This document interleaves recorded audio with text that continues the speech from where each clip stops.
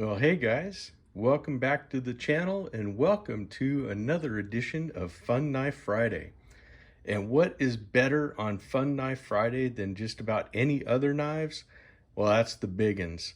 That's right. We're talking about some big knives today, and all these knives they got some interesting history to them, including this knife right here. And when I talk about a big knife, let's take this in. This is almost going to be like the Star Wars scene because it keeps on a going and a going and a going and a going, and there we go. There's the hilt. There's the handle. And what we're talking about here is a model 1905 made in 1918 by Springfield Armory. You see the ordnance shield there. This is an M1905 sword bayonet. These were made for use in World War I with the M1903 rifle. They said that this will also fit on an M1 Garand. Look at that patina. For everybody that loves patina, there's some gunk down in there. Who knows what that is? But this knife has an interesting history because not only is it a historical object, you can see stamped US. Here's the serial number for it. So you can see the handle is made of wood and it's got some dings in it and it's got a chunk missing out of it here. It will fit on a 1903 A3 rifle. And how do I know this? Well, let's get into the story. This bayonet belongs to someone who's very special to me. This belongs to my grandson, Hunter. And his other grandparents decided to move to the great free state of Tennessee. And so he went this summer with his parents and they went to Smoky Mountain Knife Works. That's right, the Mecca, the place I'd like to go. They even saw a guy that looks like me that they said was working there, which is kind of funny. The tip is kind of dinged here. Who knows? That could have happened in anything because we don't know if this actually was in combat. We don't know if this was just a training bayonet or whatever. Anyways, it was there. He loves swords. He loves bayonets. He loves military type stuff, especially the old historical stuff, which is really cool. And I'll give you a look at that big old long Fuller in there. Anyways, he went there and he picked this up and he came back and showed it to me. And I said, hey, let me make it famous. I'll put it on YouTube. He said, okay, sounded good. So here we are with this wing here. And I found a little bit more about it than what it had on the tag from Smoky Mountain. So what we have here, like I said, it's the model 1905 sword bayonet. You can see it has a nice swedge here on top, a false edge. These were made, this particular one was made in 1918. They started making these in 1905 as the model number says, and they made actually 3 runs of these. This was made in the second run at Springfield Armory, which was from 1917 to 1919. There was 2 armories that made the bayonets, and between both of them and the 3 runs of bayonets they made was about 1.5 million. They did make a shorter one in World War II, so they did basically cut this down and made the World War II bayonets. They were a little bit shorter. How do you like that for thick blade stock there?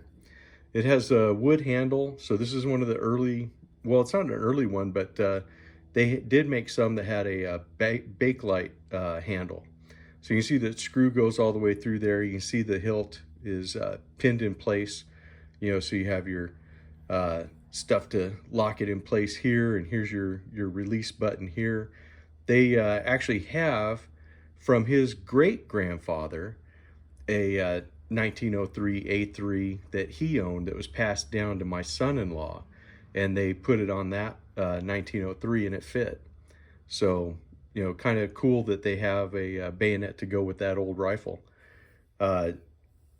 Anyways, what we're looking at here is a complete overall length of this guy is about 20.5 inches. It has a 16-inch blade and 4.5-inch handle. I don't know what kind of carbon steel they used or what the actual thing was. I tried to see if there was anything online, but there wasn't really anything that said anything about it. And then just so everybody knows that this Springfield Armory is the actual Springfield Armory in Massachusetts, which is different from the Springfield Armory that makes the M1As and the XDM and all that stuff today. Those they bought the name for Springfield Armory, and Springfield Armory just has a museum there in Massachusetts. But they used to make all the military rifles, and there's a big a bunch of history associated with that, especially with the Ordnance Department of the U.S. Army. So cool stuff. If you're in that area, definitely check that out. I've seen it only on TV. Never went and stopped there, but I wish I had. Anyways, that's our big bayonet. But what about these other knives that I have? Well, I figured what's better than when we talk about bayonets, those are sometimes known as cold steel, and we do have some cold steel big knives. I have the SRK. This is one, it's been on the channel before, but it's just such a good knife. This is from the mid-90s. So we have the SRK marking there, and the cold steel carbon 5, made in the USA. And this one was a factory second. And if you remember the story from the first time, I was at a gun show in Los Angeles, and Cold Steel had a booth there, and they were selling, cold steel knives. They had this as a second, so it was less than, what a new one was going for by about $25 or whatever. And Lynn Thompson was actually manning the booth at that time. And so when I bought this, I said, hey, I'd like to get that SRK, and he handed it to me, which is pretty awesome. So I can honestly say that, he gave me the box that this had this in, and he took my money. So it was kind of a cool story. Of course, if I met Lynn Thompson today, he would not know me from Adam, because that was the only transaction I ever had with him. We didn't really speak anything or talk much. It was very busy and very bustling, and he had a lot of stuff to do. And he wasn't as famous now as he was then, but he was selling a lot of knives. But what we have here is the SRK. These were introduced in about 1990. And what you're looking at is a 6 1/8 inch blade of carbon 5 steel. It's got a 4 5/8 inch handle, lots of handle material. And it's in that, I forget exactly what they call it. Now they call it Cray-X handles. I think this is Secure X handles, but maybe that's just the Secure X sheath. I could be wrong about that. But I'd have to go look at an old 1990s catalog. I got this, I think, around, I'm thinking 96 or 97, so I'm not sure. This one has the leather sheath that came with it. And when I told somebody online, it was funny. They were talking about SRKs, and they were talking about the newer ones and stuff. And I said, I have an older one with a leather sheath and the carbon 5 steel. And the guy typed back to me and said, yeah, well, you bought yours when men were men. And I guess that's true. I don't know. I think men are still men. If you want to be a man, that's what they say, right? Who knows anymore about that kind of stuff. But one of the interesting things was I wanted to find out what carbon 5 steel actually was. And there's all kinds of debate online, but I was looking at some blade forums, threads, and it looks like they're saying that carbon 5 steel actually equaled CV steel, which Case used, and also which Camillus used, that same steel, and that it actually equals 0170-6 cutlery steel. And so that may very well be true. According to a guy in the industry, he said that this steel is actually outperforms 1095 carbon. I don't know. Your tests may vary. I'm not a metallurgist. And so, and I don't worry about, cut tests and all the various destruction tests and, seeing how hard a edge is and all that other stuff. I leave that for the guys that actually know that stuff. I don't have a Rockwell tester or anything like that, so I can't tell you. It's got a nice thick blade on it, nice swedge on top. Just a beautiful blade. Like I said, I bought this specifically as a camp knife and a hunting knife, and it's performed well for me in that capacity. I've never had any issues with it. I love that knife. It's one of my favorite of the big knives. But when we talk cold steel, uh, one of the knives that they're famous for is their fixed Tanto blades. And I have always wanted one. I've always loved them. And I finally broke down and I got one. I finally broke down and I got this one, the Recon Tanto. And this is the one I really want is one of the old original Sanmai 3 versions. But since I don't have the money for that, and like I said on my live chat with JB, I didn't have the money for one back then. I still don't have the money for one today. But I can afford this guy here. And it's cool. It has the same kind of a Crayex type handle material as the SRK does. This has an epoxy finish on it, which I don't think, well, what did they say? I forget, I wrote it down here. Let me see, a Tough X finish. So you can see it's kind of a rough coated finish.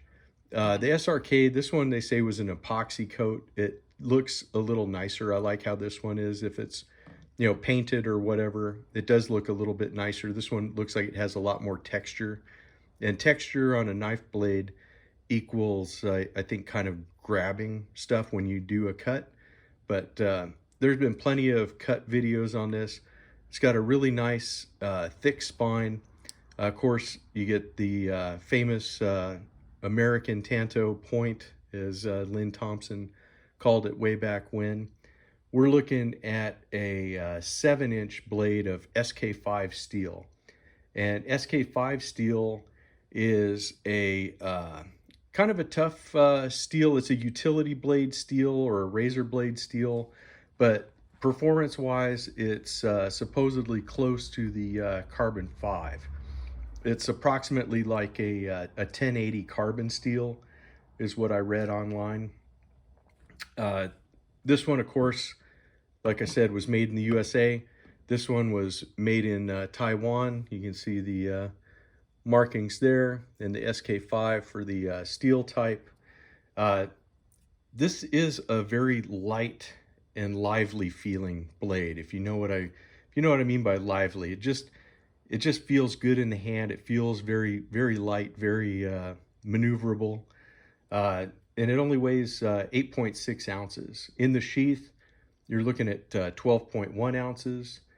It's 11 3/4 inches overall length. Let me see if I can get that all in the shot. And I can, kind of. You're looking at, again, a 4 3/4 inch handle.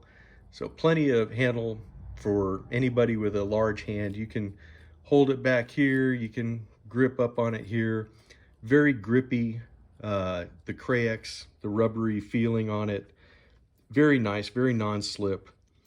It has this really nice Securex sheath that it comes with.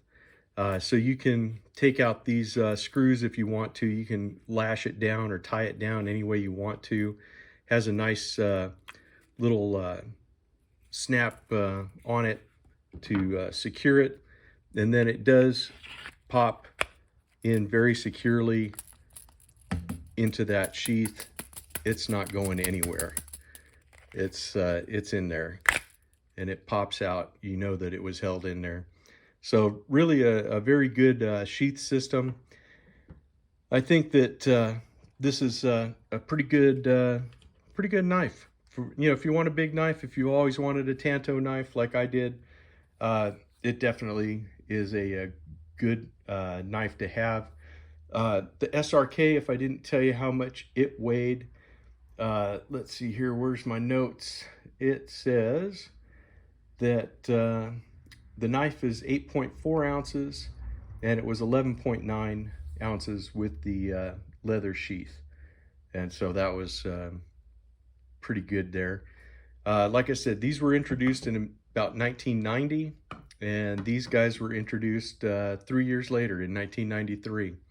So they both have gone through various evolutions, and you can find that online with different materials, different steels, different sheaths, all this stuff.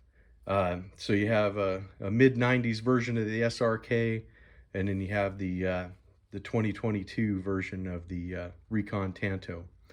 So there you go, alongside a 1918 bayonet and my nice little channel knife, the little small resin handled knife. So there you go.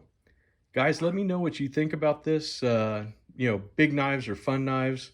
I figure Skip the Show is going to love this episode. Let me know what you think about bayonets and cold steel and big knives, big fixed blade knives like this. I love them. I hope you do too. And I will see you in the next one. You guys have a great weekend this weekend. Stay safe out there, and I will see you in the next video. Talk to you later, guys.